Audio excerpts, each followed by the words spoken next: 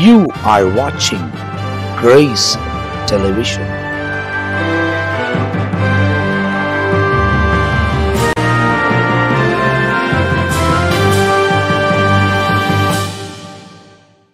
ஆண்டவரும் அருமை இரட்சகராக இயேசு கிறிஸ்துவின் நாமத்தினால் உங்கள் யாவருக்கும் என் அன்பின் வாழ்த்துக்களையும் ஸ்தோத்திரங்களையும் நான் தெரிவித்துக் கொள்கிறேன்.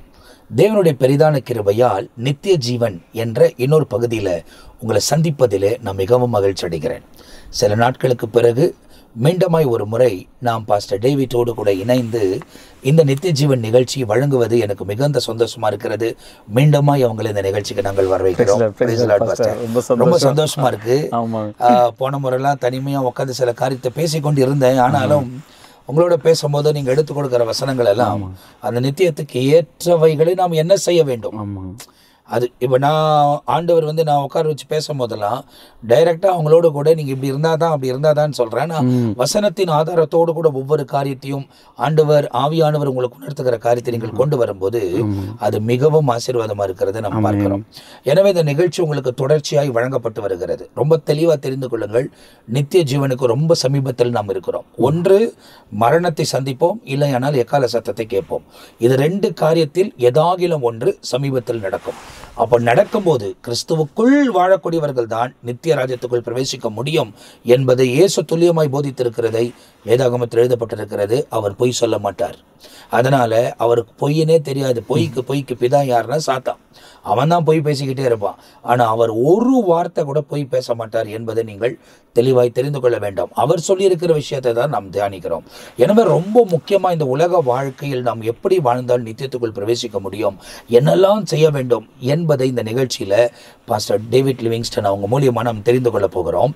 எனவே நீங்களும் ஆயத்தப்படணும், தேவனோடு நடக்கணும். நம்ம பயங்கரமான சூழ்நிலையிலே கடைசி மணி நேரத்தில் வாழ்ந்து கொண்டிருக்கிறோம். ஒரு சிலர் பேசும்போது நான் கேட்குறேன், நம்ம நாட்களை எண்ணக்கூடிய காலத்தில் இல்லை, நேரத்தை மணி நொடியை எண்ணக்கூடிய காலத்தில் இருக்கிறோம். அப்படிப்பட்ட ஒரு சூழ்நிலையிலே நாம் பிரியாணப்பட்டு நடந்து போய் கொண்டிருக்கிறோம். எனவே ரொம்ப கருத்தோட உண்மையாய் விளையாட்டுத்தனமாக யோசிக்காமல் நிர்விசாரணமாய் இல்லாமல் நீங்களும் தேவனோடு நடப்பதற்கு உங்களை நீங்கள் அர்ப்பணித்துக் கொள்ள வேண்டும். இந்த நிகழ்ச்சி எடுப்பதற்கு முன்பதாக நானும் பாஸ்டரும் பேசிக்கொண்டிருந்த போது நோவாயை குறித்தெல்லாம் தொடர்ச்சியாக பேசியிருக்கிறோம். அந்த நாட்களிலே அவர் தன் குடும்பத்தை ரட்சித்துக் கொண்டார். ரட்சித்துக் கொண்டு அந்த 8 பேர் அவரோடு கூட சேர்ந்து அந்த பேழைக்குள்ள கடந்து போய்விட்டார்கள். அப்போ நோவா காலத்தில் நிர்விசாரணமாக இருந்தவர்கள் மீதி பேர் எல்லாருமே அழிந்து போனார்கள். அப்போ நோவாவின் நாட்களில் நடைபெற்றது மனுஷகுமாரனின் நாட்களில் நடைபெறும் என்று இயேசு சொல்லியிருந்தார். ஒரு பக்கம் அவர் வார்த்தையை கேட்டு அதுக்கு கீழ்ப்படிந்து பேழைக்குள்ள போகிற ஒரு கூட்டமும் இருக்குமா, மீதி பெரும்பான்மையானவங்க கைவிடப்படுவாங்க அப்படின்றதையும் இயேசு ரொம்ப தெளிவாக சொல்லுகிறார். ஆனால் இன்னைக்கு ஊழியர்களாக பரிசுத்த ஆவியுடைய குரலாக நாங்கள் உங்கள் மத்தியில் உட்கார்ந்து இவைகளை பேசுவதற்கு அவர் தான் எங்களுக்கு இரக்கம் பாராட்டு இருக்கிறார். எங்களுடைய ஞானம் இல்லை, எங்களுக்கு இந்த வெளிப்பாடெல்லாம் இல்லை. ஆவியானவர் எங்களுக்கு வெளிப்படுத்தி ஆராய வைக்கிறதுனால தான் இந்த வசனங்களை ஆராய்ந்து உங்களோடு கூட நான் கடந்து பேசி கொண்டிருக்கிறோம். எனவே ரொம்ப உன்னிட்டு கவனித்து இதை ரொம்ப சீரியஸாக எடுத்து உங்கள் வாழ்க்கை முறையை நீங்கள் சரிப்படுத்தணும். என்னெல்லாம் பண்ணணும் அப்படின்றத பாஸ்டர் மூலியமாக நாங்கள் கேட்க போகிறோம். நம்ம நேரடியாக நிகழ்ச்சிக்கு போக போகிறோம். பாஸ்டர், நீங்கள் பேசும்போது திடீர்னு ஆவியானவர் அது உணர்த்தினார். நீங்கள் சொன்னீங்க நித்திய ஜீவனுக்கு போகிறதுக்காக நாம் என்னெல்லாம் செய்ய வேண்டும், அதை குறித்து தான் நாங்கள் அதிகமாக நீங்கள் ஸ்பெசிஃபை பண்ணுவாங்க. பிளஸ் நோவா பற்றி சொல்லும் போது ஒரு காரியம் ஞாபகம் வருது. அந்த 3 பகுதியாக நோவா உடைய காரியத்தை பிரிக்கலாம். அந்த அப்போ இருந்த அந்த உலகம் பழைய உலகம், அப்போ அது பாவத்துல சாபத்துல இருந்த அந்த உலகம் பேழ சபைக்கு எடுத்துக்காட்டா இருக்கிறது. யார் சபைக்குள்ள இருக்கிறாங்களோ வரப்போற அந்த ஜல பிரளயத்திலிருந்து அவங்க தப்பிப்பாங்க. பிளஸ் அவர் போய் நெக்ஸ்ட் அந்த மழை எல்லாம் வத்திட்டு தண்ணி எல்லாம் வத்திட்டு இருக்குதுங்க. அப்போ அவர் திறந்து பாக்குறாரு, ஒரு புதிய வானம் புதிய பூமியை பாக்குறாரு. இப்போ பழைய மனுஷங்க பழைய இருந்த அந்த சபிக்க அந்த சாபங்கள், அந்த வயலன்ஸ், அந்த எல்லாமே போச்சு. அப்போ புதிய அதே தான் இன்னைக்கு நம்ம வாழ்க்கை கூட. இப்போ இந்த உலகத்துல இருக்கிறோம், இயேசு கிறிஸ்துவோட ரத்தத்தினால, ஆண்டவரோட இயேசு ரத்தத்தினால சபைக்குள்ள பேழைக்குள்ள வருகிறோம். ஆனா பேழைக்குள்ள வரும்போதோ எல்லாரும் பர்ஃபெக்ட்னு நம்ம சொல்ல முடியாது. ஏன்னா உள்ள சிங்கம் இருக்குது, புலி இருக்குது. சில பேர் சபையில இருக்கும் சிங்கம் மாதிரி கூட இருப்பாங்க. சில பேர் எப்பவுமே சில விதமான அவங்களுக்குள்ள அந்த கேரக்டரிஸ்டிக்ஸ் இருக்கும். பட் இருந்தாலும் அவங்க சபைக்குள்ள இருக்கிறது ரொம்ப அவசியம். அப்ப ஆண்டவர் உள்ள என்ன பண்றாரு, அவருடைய ரத்தத்தினால அவங்களை கழுவி, சோ அவங்களை அந்த நெக்ஸ்ட் பாத்தீங்கன்னா அங்க போய் நோவா பார்க்கும்போது புதிய வானம் புதிய பூமியை பார்க்குறாங்க. அதுக்கு ஒரு முறை ஒரு ஊழியக்காரர் சொன்னாருங்க, சில பேர் இந்த அந்த அந்த பேழைக்குள்ளே இருக்கும்போதும் ஆமா கூட இருந்திருக்கும் உள்ளோ. சில பேர் அப்படிதான், சில பேர் கேரக்டர் அப்படிதான். சபைக்கு 6 மாசத்துக்கு ஒரு முறை வருவாங்க, எட்டி பார்க்குவாங்க. யாராவது அவங்க பேசிட்டாக்கா திரும்ப போய் ஷெல்லுக்குள்ள உட்கார மாதிரி 1 மாசம் வரமாட்டாங்க. இந்த மாதிரி கேரக்டரிஸ்டிக்ஸான ஜனங்க நிறைய பேர் இருக்கிறாங்க. ஆனா நம்ம எப்பவுமே ஜனங்களை பார்க்கக்கூடாது. இல்ல, அவங்க என்ன யோசிக்கிறாங்க அப்படின்னா, கிறிஸ்துவை ஏற்றுக்கொண்டால் போதும், ஞானஸ்தானம் பெற்றுட்டா போதும், நம்ம ஒரு சபையில மெம்பரா இருந்தா போதும் அப்படின்றத அவங்க உலக பிரகாரமான காரியத்தை குறித்து தான் யோசிக்கிறாங்க. அவங்க என்ன, நான் எனக்கு வந்து திருமணம் நடந்தா சர்ச்சில் திருமணம் நடக்கணும், நம்ம மரிச்சா குழி சீட்டு கொடுக்கணும் அடக்கம் பண்றதுக்காக, இதெல்லாம் வந்து நம்ம சபைக்கு போய் ஒரு இடத்துல மெம்பரா இருந்தா தான் கொடுப்பாங்க அப்படின்ற ஒரு கோர்வையோட அதோடைய பார்வையோடு உள்ள வருகிறார்கள். ஆனால் தேவனுக்கு பயந்து வாழணும், தேவனுக்கு ஏற்ற ஒரு ஆராதனை செய்யணும், நம்ம வந்து மனிதர்களுக்காக அங்க போல கர்த்தருக்காக போகிறோம், அந்த உணர்வோடு கூட வந்து ஆரம்பிச்சாங்கன்னா கர்த்தர் எல்லாவற்றையும் அவங்க வாழ்க்கையில மாற்றுவாரு, நடத்துவாரு. இந்த எக்கால சத்தமும் அவங்க காதுகள் இருக்கு. நிச்சயமா நிச்சயமா பாஸ்டர். அது பற்றி இன்னைக்கு நான் காலையில யோசிக்கும் போதோ, நித்திய ஜீவனுக்காக என்ன ஆண்டவரே நம்ம பேசலாம் அப்படின் போதோ, ஆண்டு திடீர்னு எபிரேயர் 11ஆம் அதிகாரத்தை ஞாபகப்படுத்தினாருங்க.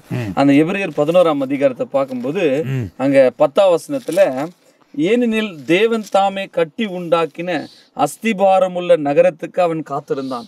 அப்போ பாருங்க, ஓல்ட் டெஸ்ட்மெண்ட்ல they were waiting. இப்போ ஆபிரகாமை பற்றி இங்க ஆவியானவர் சொல்றாரு, ஆபிரகாம் எப்படி வாழ்ந்தார். இப்போ நீங்க சொல்லும்போது சொன்னீங்க, நித்திய ஜீவனுக்கு நான் போகணும், நான் என்ன செய்யணும், அதுக்கு நான் எப்படி தன்னை ஆயத்தப்படுத்தணும் அப்படின்னா, முதல் காரியம் அந்த நித்திய ஜீவனுக்காக காத்திருக்கணும். அதாவது அது மேல நம்ம கவனம் இருக்கணுங்களாம். இப்போ ஆபிரகாம் வந்து ஒரு பெரிய ஐஸ்வர்யவானதான். தான். அவர் இருந்து அந்த ஊரை விட்டுட்டு ஆண்டு சொன்னாரு, நான் காண்பிக்கிற தேசத்துக்கு நீ போக வேண்டும். அங்க போனாலும் ஆண்டு உடனே அந்த தேசத்தை கொடுக்கலங்க. அவர் ஒரு கூடாரத்துல தான் வாசம் பண்ணுகிறார்.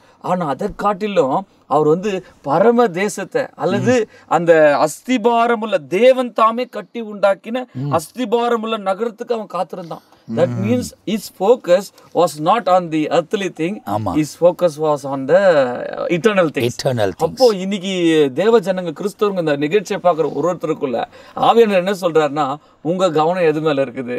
நிறைய அதான் கொலோசியர் 3ஆம் அதிகாரத்துல நீங்க நம்ம படிச்சு பார்க்கும்போதோ, பூமியில் உள்ளவைகள் அல்ல மேலானவைகளே தேடுங்கள். ஏன் அப்படின்னா, நம்ம வந்து கிறிஸ்துவுக்குள்ள நம்ம இருக்கும்போதோ, எப்போ ஆண்டவர் இயேசு சிலுவையில மரிச்சிட்டாரோ, இட் மீன்ஸ் நானும் சிலுவையில அறியப்பட்டேன். ஆண்டவர் இயேசு அடக்கம் பண்ணும்போதோ என் பாவத்தெல்லாம் அடக்கம் பண்ணிட்டார். 3ஆம் நாள் அவர் உயிரோடு எழுச்சிக்கும் போது என்னையும் உயிரோடு எழுப்பி உன்னதங்களில அவரோட உட்கார வச்சிட்டார். இப்போ எபேசியர் 2:7 சொல்றாரு, he has made us to sit in the heavenly places. இப்போ உன்னதத்துல நம்மள உட்கார வச்சிட்டார். இப்போ கவனம் யார் மேல இருக்கணும்?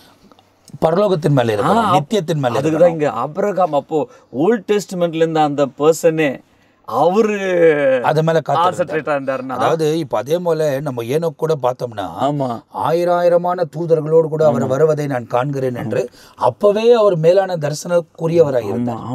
மோசே கூட நீங்க பாத்தீங்க அப்படின்னா, அனித்தியமான பாவ சந்தோஷத்தை பார்க்கிறோம், தேவ ஜனத்தோடு துக்கத்தை அனுபவிப்பதே நலம் என்று இனி வரக்கூடிய பலன் மேல் நோக்கம், ரிவார்ட். ஆமா, அப்போ ஆண்டவர் வந்து யாரெல்லாம் தெரிந்து கொண்டார்களோ அவர்கள் எல்லாம் இந்த உலக காரியத்தின் மீது கவனமாவே இல்லை.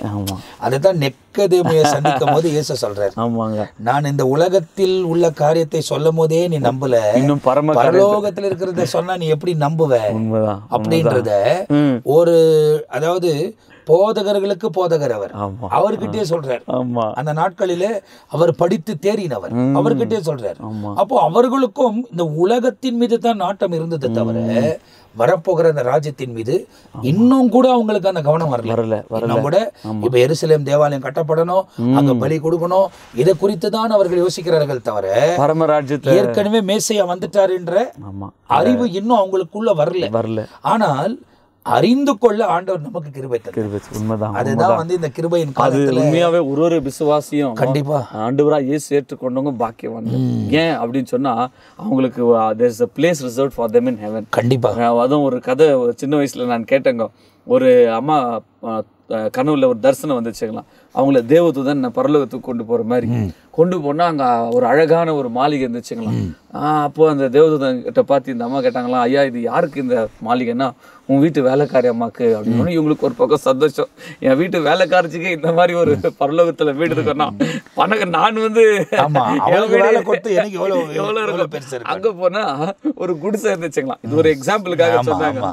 குடிசை இருந்துச்சான். அப்போ ஏன்னா இந்த குடிசை யாருக்குன்னு கேட்டாங்களாம். இந்த அம்மா உனக்குன்னு. அந்த அம்மா கோவம் வந்துச்சான். என்ன தேவதூதனே, நான் பூமியில் இருக்கும்போது நான் சர்ச்சு கமிட்டியில் இருந்தேன், நான் இவ்வளோ பணம் டொனேஷன் கொடுத்த இத்தை செய்த அத்தை செய்தேன்னு சொன்னாங்களாம். அப்போ அவர் சொன்னாராம், அம்மா நீ பூமியிலேருந்து என்ன மெட்டீரியல் அனுப்புறியோ அதுதான் நீங்க சப்ளை பண்றது தான் நாங்கள் அப்ளை பண்றோம் அப்படின்னாங்க. அப்போ நீங்க பூமியில் ஆண்டருக்காக என்ன செய்யறோமோ it goes as a material to build a place. அதுதான் இயேசு சொல்லும் போது ஒரு இடத்துல சொல்றாரு, என்ன சொல்றாரு அப்படின்னா, அதாவது பொக்கிஷத்தை நீங்கள் உலகத்தில் சேர்க்காதீர்கள், அதை திருடன் வந்து திருடி கொண்டு போவார், அதே நேரத்தில் அதை துரும்படித்து விடும். ஆனால் பரலோகத்தில் அப்படி நடப்பதில்லை.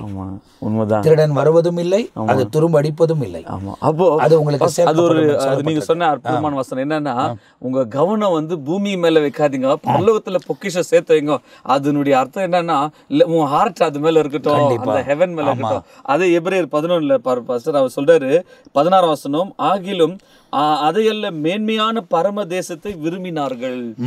So they desired a country which is heavenly. கண்டிப்பா. அப்போ இன்னைக்கு உலகத்துல இருக்கிற தேவ பிள்ளைகளுக்கு அந்த பரலோகத்தினுடைய டிசைர் வேணும். இன்னொன்னு சொல்லணும்னா, சில பேர் என்னன்றாங்க, ஏன் பரலோகத்துல தான் அந்த ஆசீர்வாதம் இருக்கணுமா, பூமியில அதை நம்ம அனுபவிக்க முடியும். ஏன்னா உங்க ஹார்ட் ஆண்டு சார் மனம் திரும்புங்கள், பரலோக ராஜ்யம் சமீபத்தில் இருக்கிறது. அப்போ ஆண்டவராய் இயேசு நம்ம ஏற்றுக்கொள்ளும் போது it is like heaven coming to us. But என்னன்னா நம்முடைய ஃபோக்கஸ் தான் எங்க இருக்கிறது தான் ரொம்ப முக்கியம். ஏன்னா ஆபிரகாமே அந்த நகரத்து மேல அவருடைய கான்சென்ட்ரேஷன் அது மேல இருந்துச்சு. ரெண்டாவது பார்க்கும்போது அந்த மேன்மையான பிளேஸ் மேல அவங்க டிசைர் பண்ணாங்க. அப்போ இன்னைக்கு நம்ம கூட எது மேல கவனம் செலுத்துறோம். அப்போ இன்னைக்கு என்ன ஆச்சுன்னா, ஃபர்ஸ்ட் நிறைய பேர் பார்த்தீங்கன்னா காலையிலேருந்து சாயங்காலம் மட்டும் வேலை ஆண்டவர் குறித்த காரியங்கள்லாம் அவங்க தேடாத போகிறதுனால தான் இன்னைக்கு பெரிய ஒரு சாத்தான் என்ன பண்ணிட்டான், வேலை செய், காலையிலேருந்து வேலை செய். ஒருத்தர் சொல்றாரு, காலையிலேருந்து 6 மணிக்கு நான் டியூஷன் எடுத்தேன்பா, திருப்பம் அக்கல் அப்படின்னா 10 மணிக்கு ஸ்கூலுக்கு போயிட்டேன்னா, அப்புறம் முடிச்சோன்னே திருப்ப டியூஷன் சென்டர் ஈவினிங் 6 o'clock, பிறகு 8:30 மட்டும் டியூஷன் சென்டர். அப்போ ஆண்டவருக்காக என்ன, அதுதான் இப்போ ஊழியம் செய்யக்கூடியவர்களை கூட ஆமாங்க ஊழிய காரியத்திலே வைத்து சாத்தான் டைவர்ட் பண்ணி கொண்டிருக்கிறது அவங்களுக்கு தெரியல. உண்மைதான். நம்ம வந்து தேவ சமூகத்தில் இல்லாமல், தேவனுக்கோடு கூட இணைந்து இல்லாமல், அவருடைய வார்த்தைகளுக்கு இயேசு உலகத்தில் வாழ்ந்த அந்த 3 வருஷத்துல அவர் காண்பித்த விதம், 30 வருடம் குடும்பத்தோடு இருந்தார். ஆனாலும் பிதாவோட ஐக்கியத்தில் இருந்திருப்பார், செய்ய வேண்டிய காரியங்களுக்காக ஜெபித்து ஆயத்தப்பட்டு கொண்டிருந்திருப்பார். ஆனால் ஊழியத்துக்கு வந்த பிறகுதான் எழுதினவர்கள் எல்லாம் அவரை பார்க்கிறார்கள். அதுக்கு முன்ன வந்து தாயோடு இருந்தார், தகப்பனோடு இருந்தார். இவர்களுக்கு என்ன பண்ணார், இயேசு அறிமுகம் இல்லை.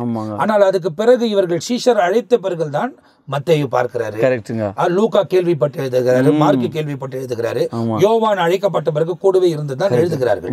அப்போ அவர்கள் பார்த்த காரியத்தை இந்த இடத்தில் எழுதி வைத்திருக்கிறார்கள். ஆனால் அதுக்கு முன்ன கூட அவர் பிதாவோடு கூட ஐக்கியத்தில் இருந்துதான் இந்த ஊழிய பாதைக்கு அவர் அந்த இடத்தில் வந்து ஞானஸ்தானம் பெற்றதும், அதுக்கப்புறமா வந்து அவர் 40 நாள் அந்த உபவாசத்தை ஆவியானவரால் நடத்தப்பட்டதும், அதுக்கு பிறகு ஆவியானவராலே சோதிக்கப்பட அவர் அனுமதித்ததும், அதை அவர் ஜெயம் கொண்டு வந்ததும், அதுக்கு பிறகு சீஷர்கள் அழைக்கும் போது அதிலிருந்து தான் இவர்கள் ஒவ்வொன்றாய் எழுதுகிறார்கள். அதுல மத்தேயு மரியாதை கேட்டு கூடுதலாய், ஏன்னா ஒரு விஷயம் என்னன்னாக்கா, இயேசு கிறிஸ்து ஊழியத்துக்கு இறங்கும் போது தன் தகப்பனாக யோசேப்பு இல்லை, அவர் மரித்திருந்தார்.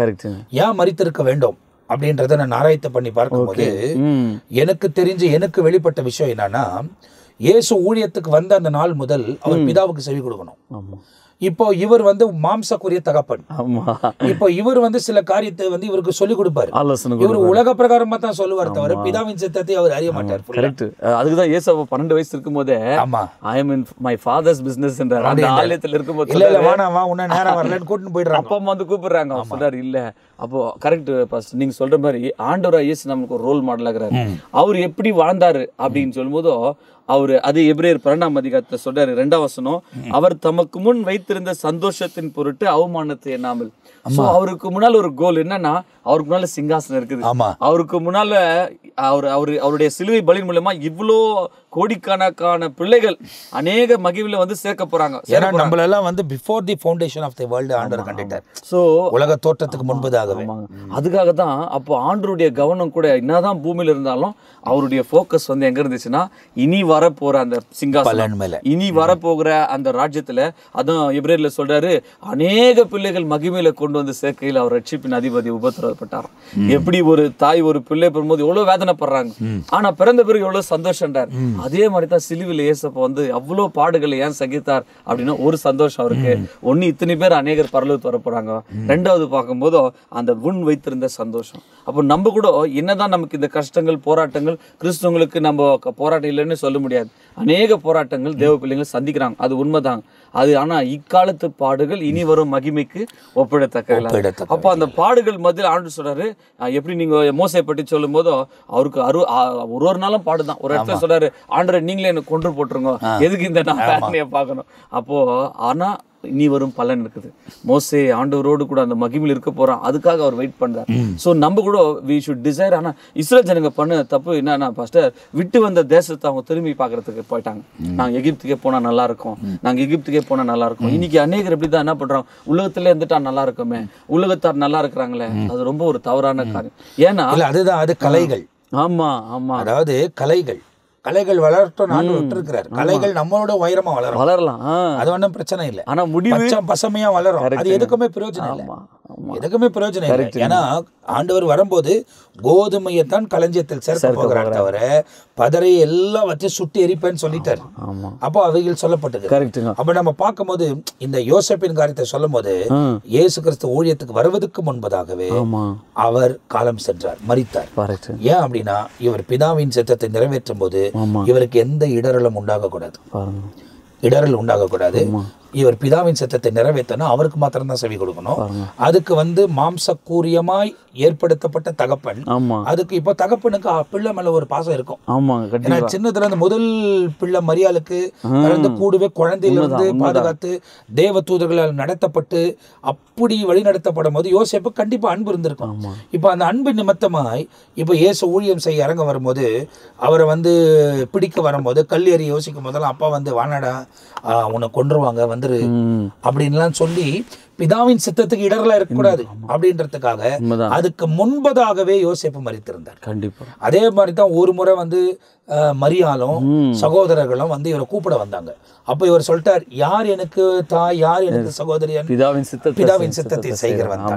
அதனால அவங்க கோபம் அடைந்து அவங்க போயிட்டாங்க. அது சரித்திரத்துல என்ன சொல்றாங்க அப்படின்னாக்கா, கடைசி வரைக்கும் அவங்க சகோதரர்கள் மாம்சத்துல இயேசு கிறிஸ்து பிறந்ததுக்கு பின்பு பிறந்த சகோதரர்கள் அவங்க யோசேப்புக்கும் மரியாளுக்கும் பிறந்தாங்க. ஆனா இயேசு பரிசுத்த ஆவியினால நிழலிடப்பட்டு பிறந்தவர்.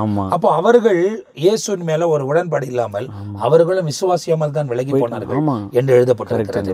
ஆனால் இவரோ பிதாவின் சித்தத்தை பரிபூர்ணமாய் நிறைவேற்றினார். காரணம், பரலோகத்திலிருந்து இறங்கி வந்த ஒரே ஒருவர் தான், பரலோகத்துக்கு ஏறி போயிருக்கிற ஒரே ஒருவர் அவர் தான். இது வரைக்கும் அதுல இருந்து நம்ம ஒரு பாடத்தை என்ன கத்துக்கலன்னா, பிதா அதான் ஆண்டவரே சொன்னாரு, கர்த்தாவே கர்த்தாவே என்று சொல்லி கூப்பிடுறதுனால பிரயோஜனம் இல்லை.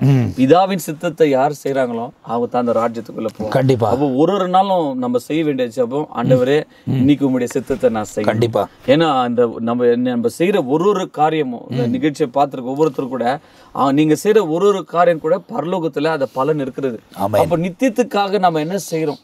அப்போ ஆபிரகாம் அவர் பூமிக்கு ஆசீர்வாதத்தை எப்படி கொண்டு வந்தாருன்னா, அந்த காலத்திலே சாக்ரிஃபைஸ், அதாவது அவர் பெரிய தியாகம். அவர் சொந்த தேசத்தை விட்டாரு, சொந்த குடும்பத்தை விட்டாரு, ஆண்டவர் காண்பித்த தேசத்துக்கு போனார். இன்னைக்கு அநேக அந்த மிஷினரிகளை நம்ம பார்க்கும்போது அநேக பாடுகள் உபத்திரவங்கள் பட்டவங்க தான்.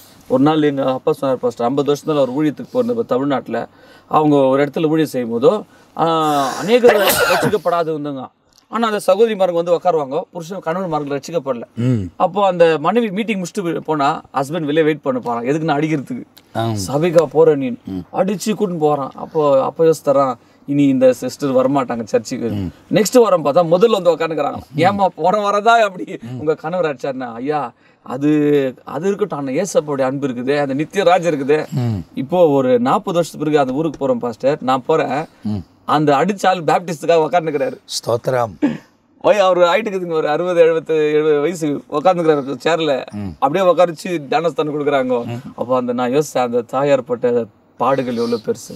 அப்போ அந்த காலத்துல அவங்களுக்கு அந்த காலத்துல அந்த பரலோகத்தின் மீது கவனம் இருந்திருக்குது. இப்ப இருக்கக்கூடிய காலத்துல அப்படி இல்லை. அதுவும் இந்த கம்ப்யூட்டர் காலம் அதிகரித்து நவீனத்துவம் அதிகரித்த பிறகு, அதுதான் எப்பவுமே ஒவ்வொரு நிகழ்ச்சியிலும் சொல்றேன், செல்போன் வந்த பிறகு எல்லாருடைய அன்பும் உலக பிரகாரமா போயிடுச்சு.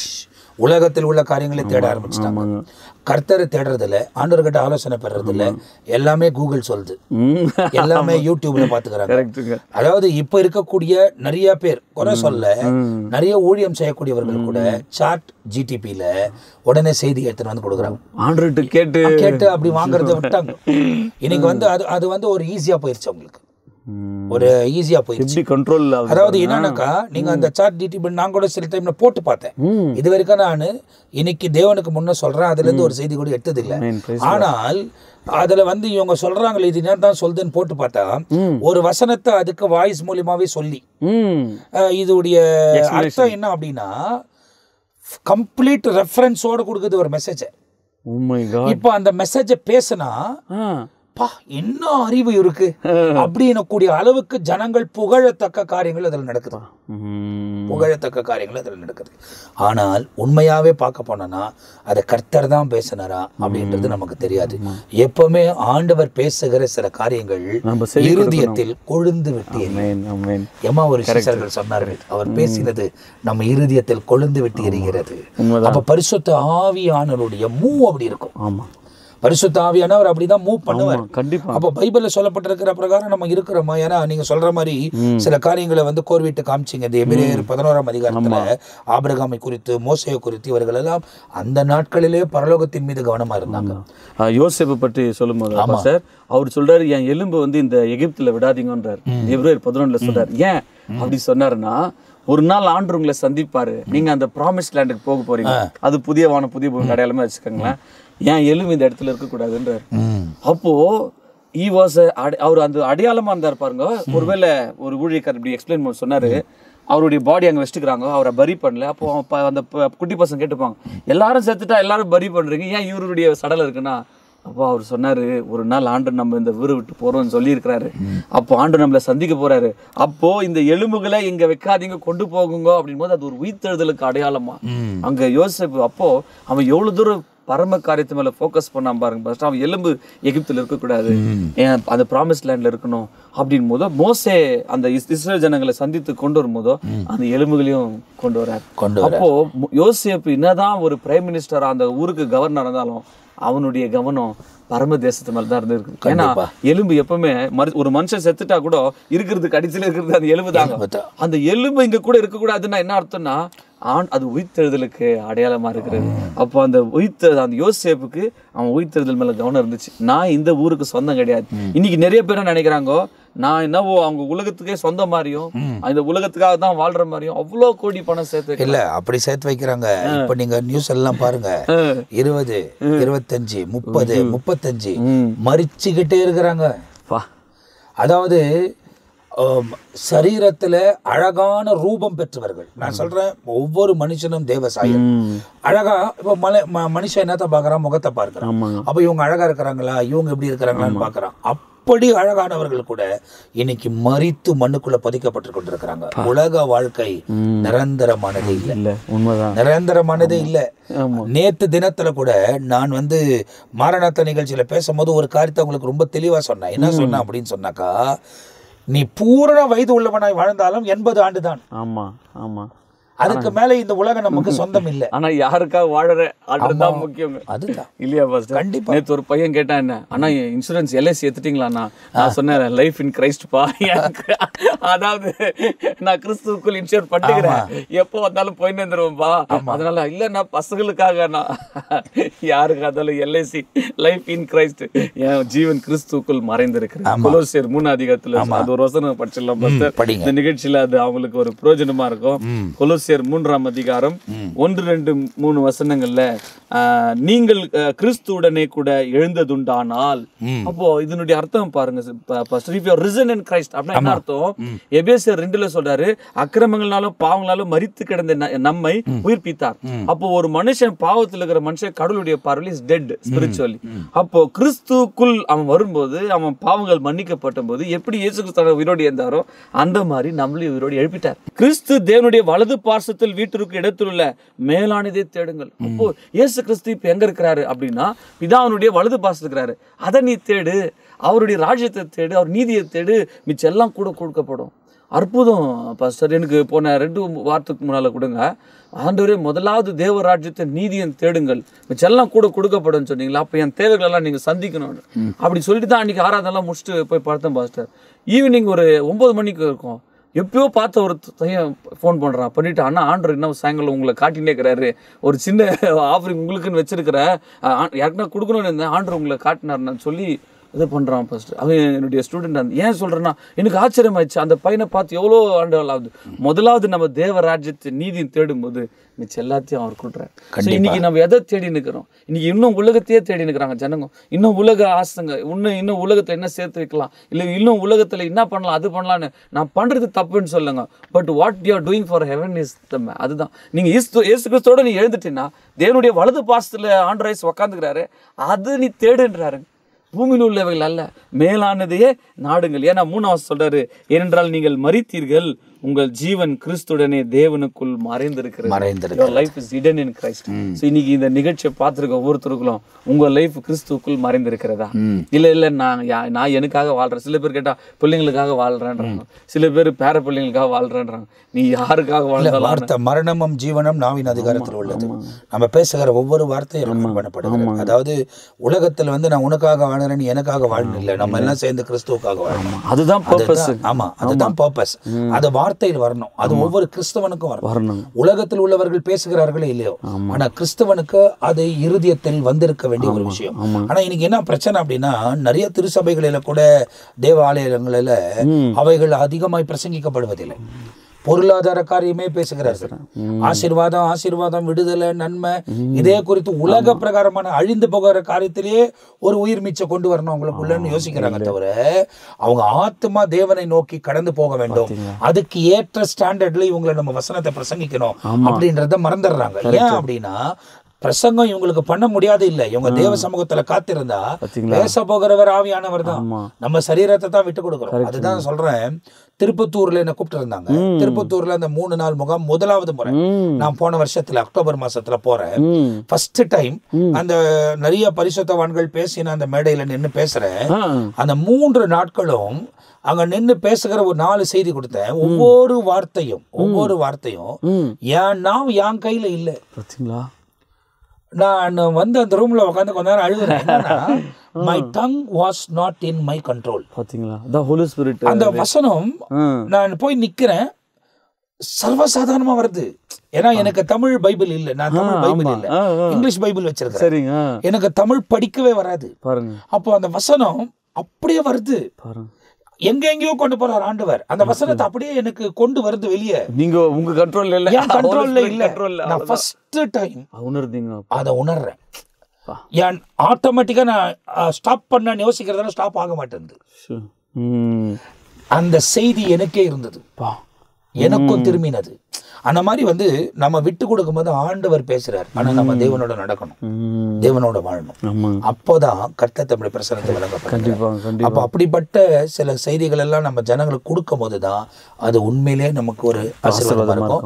மீதியான காரியத்தை நம்ம அடுத்த எபிசோட்ல நம்ம பேச போறோம். இந்த நிகழ்ச்சியை பார்த்து கொண்டு இருக்கிற நீங்கள் நல்லா கவனித்துக் கொள்ளுங்கள். இது நாங்க மாத்திரம் பேசினே இல்லை, நீங்களும் மனுஷர் தானே. அதனால இப்ப நான் உணர்ந்து நாங்க வாழுற எங்களுக்கு தெரியும். அவருடைய வருகை சமீபம் இருக்கு. நித்தியம் நான் கவுண்ட் பண்ணிட்டு இருக்கிறேன். எந்த நேரமும் நம்ம இந்த இடத்தை விட்டு புறப்படுவதற்கு ஆயத்தமாக இருக்க வேண்டும்.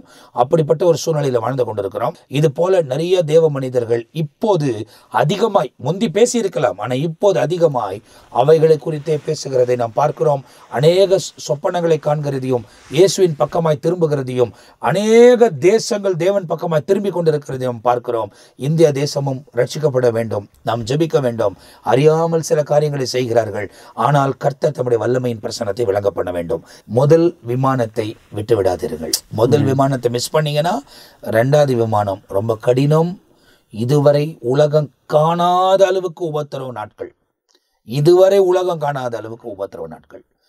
இங்கேயே நீ தேவனுக்காக மாறி வரலன்னா அங்க நீ என்ன பண்ணுவேன்றது தெரியாது. அதனால ஆயத்தத்தோடு காத்து கொண்டிருங்க. நம்ம பாஸ்டர் டேவிட் லிவிங்ஸ்டன் அவங்க உங்களுக்கு ஒரு வார்த்தையை சொல்லி ஜெபிக்க போறாங்க. நம்ம என்ன செய்யணும் என்பதை நீங்கள் தெரிந்து கொள்ளுங்கள். பிரியமானவர்களே, இவ்வளோ நேரம் நீங்கள் அநேக நித்தியத்துக்குரிய காரியத்தை ஆபிரகாமிலிருந்து, பிறகு யோசேப்பு குறித்து, பிறகு மோசேஸ் குறித்து கூட பாஸ்டர் சொல்லும்போது அநித்தியமான பாவ சந்தோஷங்களை வெறுத்தான். ஆண்டவருக்காக வாழ்ந்தார் மோசே. இன்னைக்கு நீங்கள் யாருக்காக வாழறீங்க? அது முக்கியமான. உங்கள் ஜீவன் கிறிஸ்துவுக்குள் மறைந்திருக்கிறது.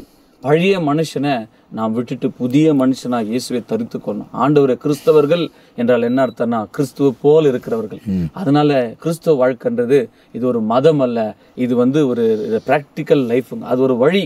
ஆண்டவர் எப்படி இந்த உலகத்தில் வாழணும், அந்த எப்படி வாழ்ந்தால் நித்தியத்துக்குள்ளே போகலாம் அப்படின்னு கற்றுக் கொடுத்தார். அதனால நித்தியத்துக்கு போகிறதான் நம்முடைய கோல். இந்த நிகழ்ச்சியுடைய நோக்கமே நீங்கள் எல்லாரும் நித்திய ஜீவனுக்கு வரணும்.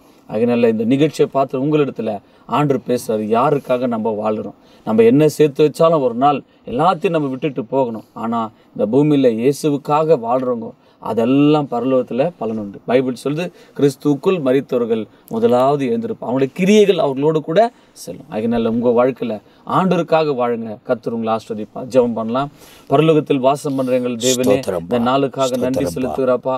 அநேக ஆவிக்குரிய ரகசியங்களை நம்முடைய ஆண்டவரே ஊழியக்காரர்கள் மூலியமா நீர் வெளிப்படுத்தினதுக்காக ஸ்தோத்திரம். இந்த நிகழ்ச்சியை பார்த்திருக்கிற ஒவ்வொரு தேவ பிள்ளைகள் உள்ளத்துல பேசுங்க ஆண்டவரே.